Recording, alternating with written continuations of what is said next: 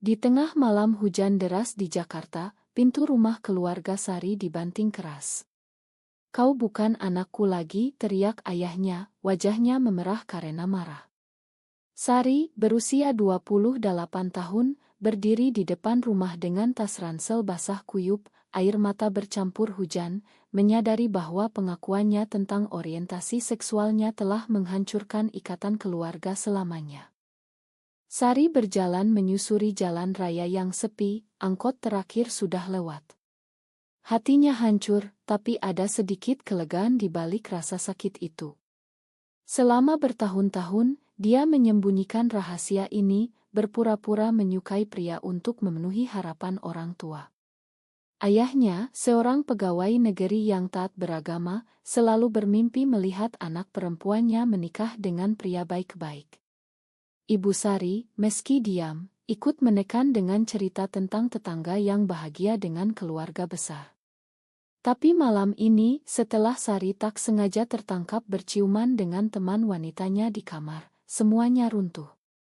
Dia menginap di rumah teman sekolah lamanya, Rina, yang menerimanya tanpa pertanyaan. Pagi harinya, Sari memutuskan untuk mencari pekerjaan baru. Sebagai lulusan sarjana komunikasi, dia pernah bekerja di sebuah agensi iklan, tapi kini dia butuh sesuatu yang lebih stabil. Di kai kecil di Kemang, dia bertemu dengan Aisyah, seorang wanita berusia 32 tahun yang bekerja sebagai editor di majalah Listile. Aisyah duduk sendirian, membaca buku sambil minum kopi hitam. Mata mereka bertemu, dan Sari merasa ada tarikan aneh, seperti magnet.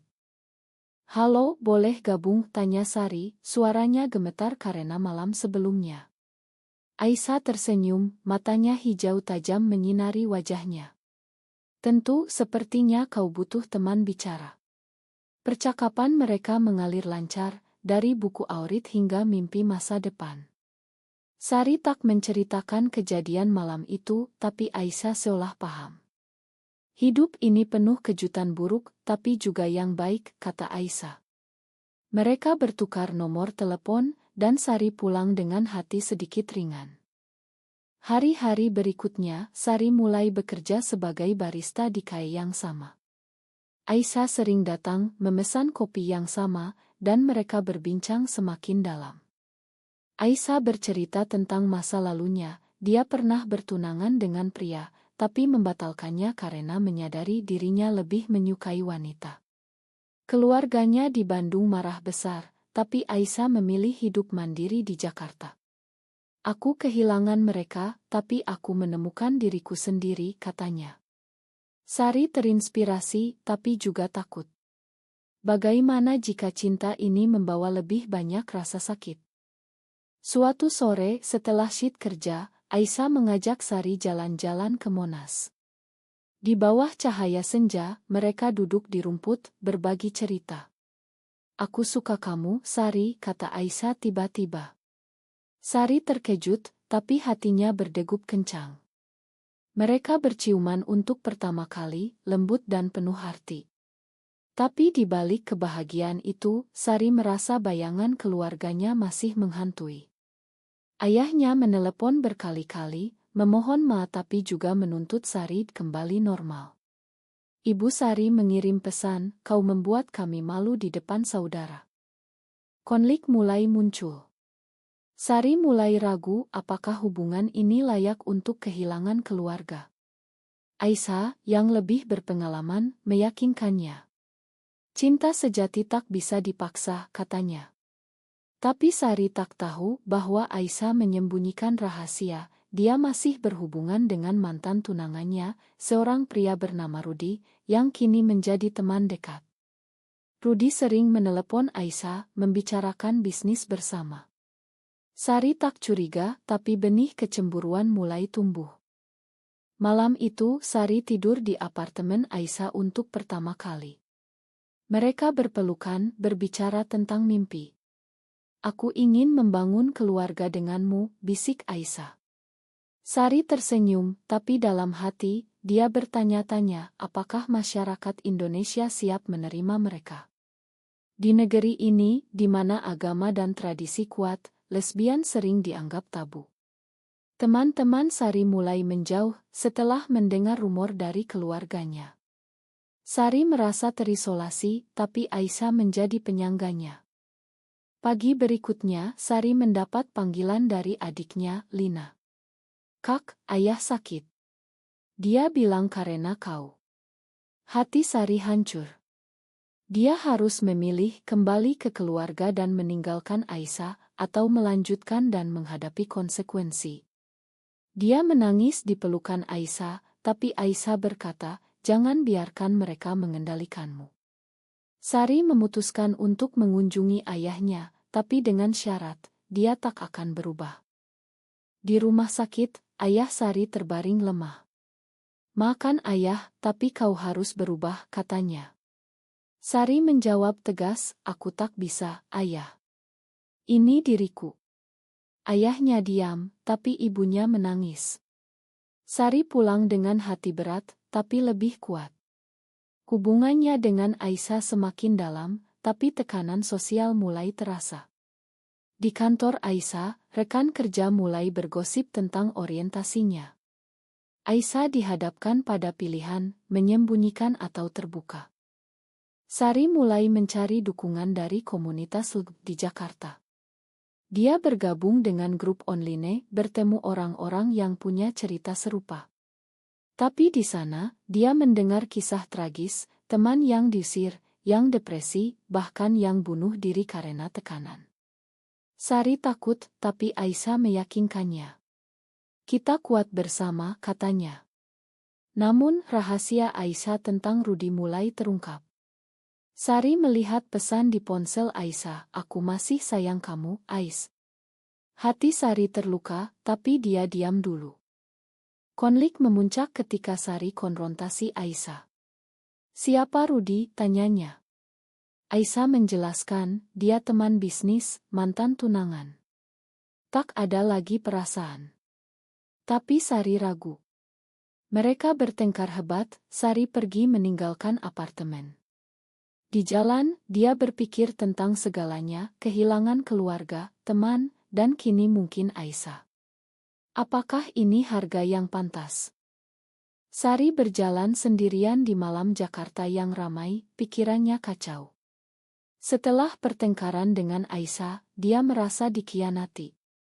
Rudi, mantan tunangan Aisyah, seolah bayangan yang tak pernah hilang. Sari ingat kata-kata ayahnya, cinta seperti ini tak akan bertahan. Apakah ayah benar? Sari menelepon Rina, temannya, dan menceritakan semuanya. Rina mendengarkan, lalu berkata, "Kau harus bicara lagi dengan Aisyah. Jangan biarkan salah paham menghancurkan." Pagi harinya, Sari kembali ke apartemen Aisyah. Aisyah menunggu dengan mata bengkak. "Makan aku, Sari. Rudi hanya teman. Aku sudah jelaskan padanya bahwa aku bahagia denganmu. Mereka berbaikan, tapi luka itu meninggalkan bekas." Sari memutuskan untuk lebih terbuka, tapi Aisyah seolah menyembunyikan sesuatu. Ternyata, Aisyah sedang berbisnis dengan Rudi, sebuah startup media yang butuh modal. Aisyah tak bilang karena takut Sari cemburu. Hubungan mereka semakin intens, tapi tekanan dari luar meningkat. Keluarga Sari mengirim saudara untuk menasihati dia. Paman Sari datang ke Kae, berkata, "Kau membuat keluarga malu. Kembalilah, nikah dengan pria baik." Sari menolak, tapi hatinya sakit. Di sisi lain, Aisyah dihadapkan pada ultimatum di kantor, bosnya tahu tentang orientasinya dan mengancam memecat jika tak anormal. Aisyah ragu apakah dia harus berpura-pura. Suatu hari, mereka pergi ke Bandung untuk liburan. Di sana, Aisyah bertemu keluarganya. Ibu Aisyah menyambut dingin, "Kau bawa siapa ini?" Aisyah memperkenalkan Sari sebagai teman dekat. Sari terluka, merasa disembunyikan. Malam itu, mereka bertengkar lagi. "Kenapa kau tak bilang aku pacarmu?" tanya Sari. Aisyah menjawab, "Aku tak siap kehilangan mereka lagi." Sari paham, tapi ini menunjukkan kerapuhan hubungan mereka. Kembali ke Jakarta, Sari mendapat promosi di KAE menjadi manajer. Dia merasa lebih mandiri. Tapi berita buruk datang, ayahnya sakit parah, dan keluarga menyalahkan Sari. Stres karena kau, kata Lina. Sari pergi ke rumah sakit, tapi ayah menolak bertemu. Ibu Sari berkata, jika kau tinggalkan gaya hidup itu, ayah mungkin sembuh. Sari dihadapkan pada pilihan moral, meninggalkan Aisyah untuk menyelamatkan ayah. Dia berdiskusi dengan Aisyah. Aku tak bisa memilih antara kau dan keluarga, kata Sari. Aisyah menangis, jangan biarkan mereka memanipulasi. Tapi Sari ragu. Malam itu, dia bertemu Rudi secara tak sengaja di restoran. Rudi ramah, berkata, Aisyah masih sayang aku, tapi dia memilihmu. Sari terkejut, merasa dikhianati lagi. Apakah Aisyah bohong? Konfrontasi kedua terjadi. Aisyah mengaku Rudi membantu bisnis, tapi tak ada romansa. Tapi Sari melihat bukti foto lama di ponsel Aisyah. Mereka hampir putus, tapi Aisyah berjanji menghentikan kontak dengan Rudi. Sari setuju, tapi kepercayaan rusak. Di komunitas LGBT, Sari bertemu dengan Maya, seorang aktis yang cerita tentang perjuangannya. Maya bilang, cinta kita sering diuji oleh masyarakat, tapi itu membuat kita kuat. Tekanan sosial semakin besar. Teman kerja Sari bergosip, dia lesbian, hati-hati. Sari dihadapkan pada diskriminasi. Aisyah kehilangan proyek di kantor karena rumor. Mereka memutuskan untuk lebih kuat bersama, tapi Aisyah diam-diam bertemu Rudi untuk bisnis. Sari tahu dari pesan, dan ini menjadi puncak. Kau bohong lagi, teriak Sari. Aisyah menjelaskan, ini untuk masa depan kita. Tapi Sari pergi, meninggalkan Aisyah sendirian. Sari tinggal di rumah Rina, merenung. Apakah hubungan ini layak? Dia ingat momen bahagia, ciuman pertama, liburan, mimpi bersama. Tapi juga rasa sakit, kehilangan keluarga, pengkhianatan. Di sisi lain, Aisyah menangis, menyadari kesalahannya. Dia memutuskan untuk terbuka pada keluarganya tentang Sari. Ibu Aisyah marah, kau berdosa. Aisyah pergi, tapi merasa bebas. Pagi harinya, Aisyah datang ke rumah Rina. Aku sudah putuskan bisnis dengan Rudi. Aku pilih kamu. Sari terharu, mereka berbaikan. Tapi ini baru awal. Keluarga Sari mengadakan pertemuan keluarga besar, menuntut Sari kembali. Sari pergi sendirian, menghadapi mereka.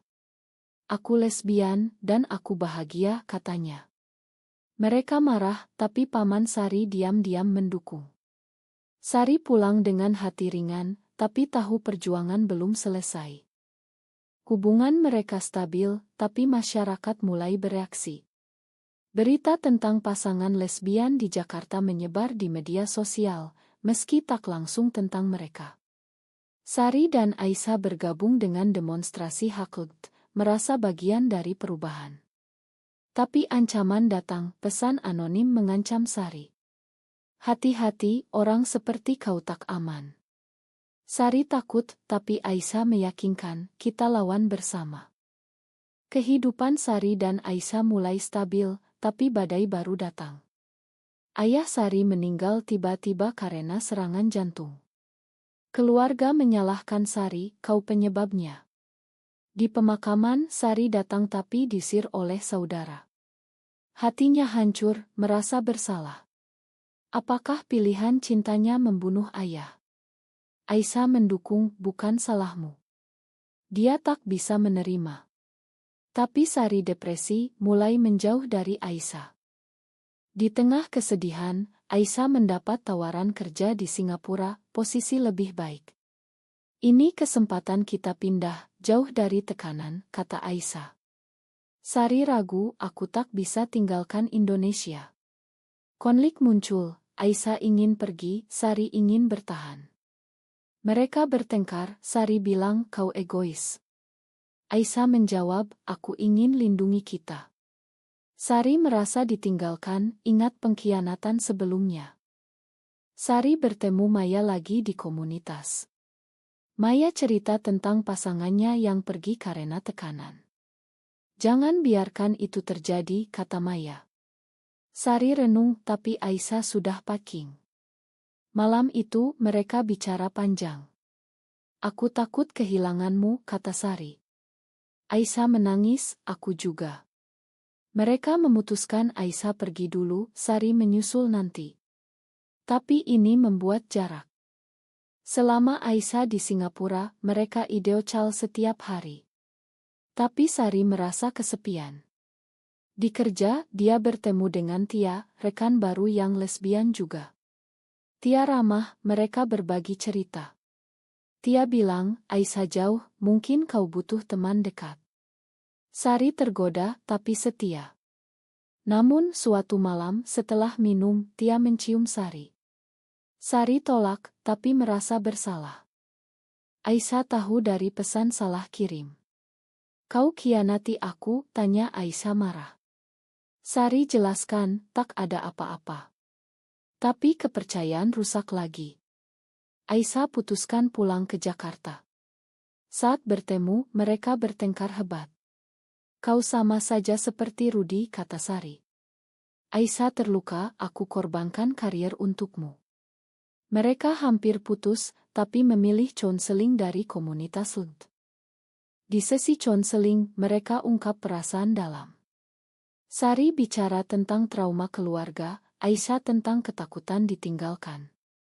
Mereka belajar berkomunikasi lebih baik. Hubungan pulih, tapi tekanan sosial meningkat. Undang-undang anti-LGB diusulkan di BR, membuat komunitas panik. Sari dan Aisyah ikut petisi, tapi ancaman pribadi datang. Mobil Sari dirusak dengan tulisan "Lesbi mati". Mereka lapor polisi, tapi tak ditanggapi serius. Ini biasa, kata polisi. Sari marah, merasa tak aman. Aisyah usul pindah ke Bali, di mana lebih toleran. Sari setuju, mereka pindah. Di Bali, hidup lebih tenang. Mereka buka kai kecil bersama, bertemu komunitas lokal. Tapi masa lalu menghantui, Ibu Sari datang tiba-tiba. Ibu bilang, aku rindu kamu. Ayah sudah pergi, makan kami. Sari terharu, tapi tanya, bisa terima Aisyah? Ibu diam, lalu bilang, aku coba.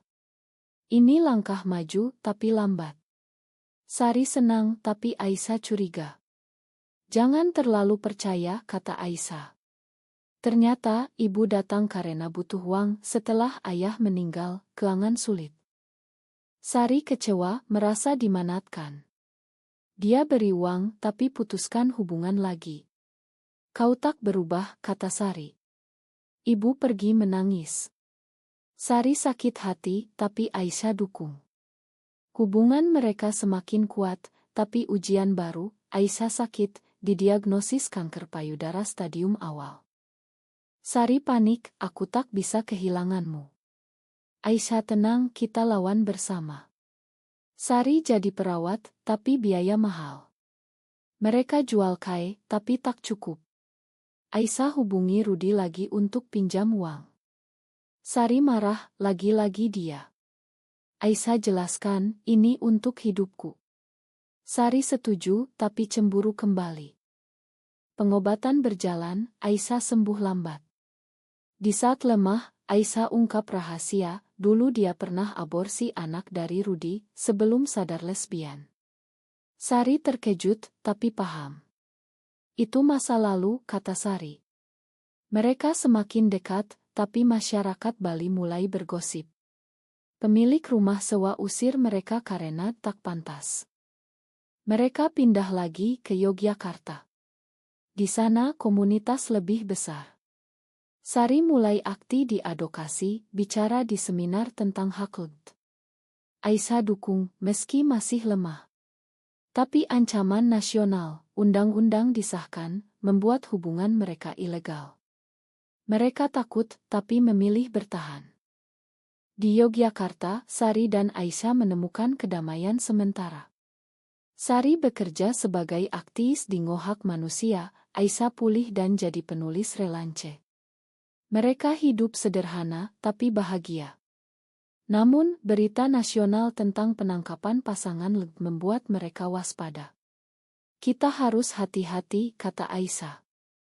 Suatu hari, Lina, adik Sari, datang. Kak, aku dukung kamu. Aku lesbian juga. Sari terkejut, tapi senang. Lina cerita, dia sembunyi dari ibu. Sari bantu Lina, tapi ini bawa risiko. Ibu tahu, marah besar, lapor polisi tentang pengaruh buruk Sari. Polisi datang ke rumah mereka, interogasi. Sari dan Aisyah ditahan semalam, dihina oleh petugas. Kalian berdosa, kata polisi. Mereka bebas karena kurang bukti, tapi trauma. Aisyah marah, ini negeri kita, tapi kita seperti penjahat. Sari putuskan lawan, mereka ajukan gugatan ke Mahkamah Konstitusi dengan bantuan Ngo. Proses hukum panjang, media sorot mereka. Sari jadi ikon, tapi ancaman datang, demo anti di depan rumah. Mereka pindah diam-diam, di tengah itu, Aisyah kambuh sakitnya. Sari bagi waktu antara pengobatan dan advokasi. Aku takut kehilanganmu, kata Sari. Aisyah jawab, hidup ini perjuangan. Lina tinggal bersama mereka, jadi keluarga kecil. Tapi Lina punya pacar, dan ibu coba pisahkan. Ibu datang ke Yogyakarta, memohon Lina pulang. Kau ikut kakakmu, hancur hidupmu. Lina tolak, ini pilihanku. Ibu menangis, tapi pergi. Sari merasa bersalah, tapi bangga pada Lina. Konflik puncak, Rudi datang tiba-tiba. Aku butuh bantuan, bisnis bangkrut. Aisyah tolak, kau masa lalu. Tapi Rudi ancam bocorkan rahasia aborsi ke media. Aisyah panik, bayar diam-diam, Sari tahu, marah besar. Kau bohong lagi. Mereka bertengkar, Sari pergi ke hotel. Di hotel, Sari renung apakah hubungan ini penuh pengkhianatan. Dia hubungi Maya, yang nasihat, cinta butuh pengampunan. Sari kembali konfrontasi Aisyah. Kenapa tak bilang? Aisyah jawab, aku takut kehilanganmu. Mereka baikan, tapi Rudi lanjut ancam. Mereka lapor polisi, Rudi ditangkap karena pemerasan. Kemenangan kecil, tapi perjuangan hukum kalah di mahkamah. Undang-undang tetap membuat mereka frustrasi. Aisyah usul pindah ke luar negeri. Australia terima kita. Sari ragu, ini tanah airku. Konflik muncul lagi, Sari ingin bertahan, Aisyah ingin aman. Mereka putuskan kompromi, tinggal di Indonesia tapi low profile. Tapi Lina ditangkap karena demo. Sari dan Aisyah bantu bebasnya, tapi ini bawa perhatian. Media sebut mereka keluarga sesat. Teman-teman menjauh, bisnis Aisyah rugi. Di tengah krisis, Aisyah usul adopsi anak. Kita bisa jadi ibu. Sari setuju, tapi sulit karena status. Mereka coba melalui jalur tidak resmi, tapi etis. Sari ragu, ini salah. Aisyah jawab, untuk kebahagiaan. Tapi proses gagal, anak dikembalikan ke panti. Kegagalan itu buat mereka sedih. Sari depresi, mulai minum. Aisyah khawatir, jangan hancurkan diri. Sari jawab, semua ini karena pilihan kita. Mereka bicara dalam, Sari sadar, cinta mereka layak diperjuangkan. Setelah kegagalan adopsi, Sari dan Aisyah fokus pada diri sendiri. Mereka pindah ke desa kecil di Jawa Timur, jauh dari keramaian. Sari jadi guru sukarela, Aisyah tulis buku tentang pengalaman LGBTI. Buku Aisyah terbit, jadi bestseller underground. Mereka dapat dukungan dari pembaca, tapi juga kritik dari kelompok konservatif. Ibu Sari datang lagi, kali ini dengan hati terbuka. Aku baca buku Aisyah. Aku salah. Mereka berdamai, ibu terima Lina juga. Keluarga mulai pulih, meski lambat. Sari senang, akhirnya. Tapi Aisyah sakit lagi, kali ini parah. Pengobatan mahal, mereka jual aset. Di rumah sakit, Aisyah bilang, jika aku pergi, hiduplah bahagia. Sari menangis, jangan tinggalkan aku. Aisyah sembuh setelah operasi, tapi lemah. Mereka renung tentang hidup, semua pengorbanan, pengkhianatan, perjuangan. Tahun berlalu, mereka kembali ke Jakarta sebagai pasangan kuat. Sari jadi pemimpin Ngo, Aisyah dukung. Mereka adopsi anak secara legal melalui perubahan hukum kecil.